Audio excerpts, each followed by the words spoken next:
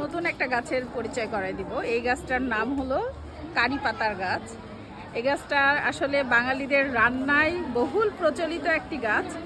বিশেষ করে এই গাছটার পাতা দিয়ে সালাতে ব্যবহার করা হয় পাতা, এবং এই পাতাটা দিয়ে ডালে ফোড়ন দেওয়া হয়। ডালে যখন ফোড়ন দেওয়া হয় তখন একটা মানে এক্সট্রা স্মেল তৈরি হয় এবং ডালটাকে সুস্বাদু করে। বাঙালির রান্নায় যুগ যুগ ধরে এই কারি পাতার ব্যবহার হয়ে আসছে। যদি কারো কাছে নতুন মনে হয় গাছটা, তাহলে পরে এই কারি পাতার ব্যবহার রান্নায় করে দেখতে পারেন। আর এর সুন্দর ফল হয়, ছোট ছোট প্রথমে আগে ফুল আসে, ফুল আসার পরে ফল হয়। এর বংশ বিস্তার হয় মূলত এই ফল থেকে। ফলটা পাকে, পাকার পরে এই ফলটা থেকেই মূলত আবার নতুন গাছ তৈরি হয়। আর এই কারি পাতার যদি কুচি কুচি করে শশার মধ্যে দেওয়া যায় বা যে কোনো সালাতে, বিশেষ করে শশাতে দিলে এর স্মেলটা খুবই চমৎকার লাগে। যারা পূর্বে কারি পাতা ট্রাই করে দেখেননি, ট্রাই করে দেখতে পারেন।